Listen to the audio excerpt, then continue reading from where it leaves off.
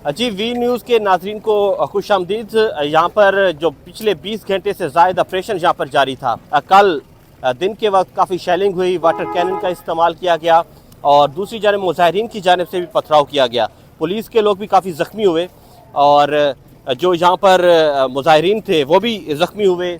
टेयर gas यहाँ पर उन पर इस्तेमाल की गई और जहाँ पर आप देख सकते हैं कि पुलिस ने रबड़ की जो गोलियां वो इस्तेमाल की हैं, डंडे इस्तेमाल किए हैं, जो पुलिस फायर है वो नहीं यहाँ पर इस्तेमाल किया गया। यहाँ पर आप देख सकते हैं तमाम उन्होंने शील्ड्स पुलिस के अपने हाथ में रहे। यहाँ पर आप देख सकते हैं कि धुआं काफ़ी ज़्यादा है और शेलिंग की वजह से जो है सांस लेने का प्रॉब्लम भी हो रहा है। और आप देख सकते हैं 72 गाड़ी जो है वो भी वापस जा रही है, रेंजर्स फोर्स है वो भी यहाँ से वापस जा रही है। और जो ये आप देख सकते हैं सड़क का हाल है, ये ज़मान पार्क के बाहर की सूरत हाल है और इमरान खान इस वक्त घर के अंदर मौजूद हैं और कारकुनान जो उनके थे पाकिस्तान तहरीक इंसाफ के, वो इस वक्त शील्ड बनकर जो है इमरान खान के घर के बाहर मौजूद हैं।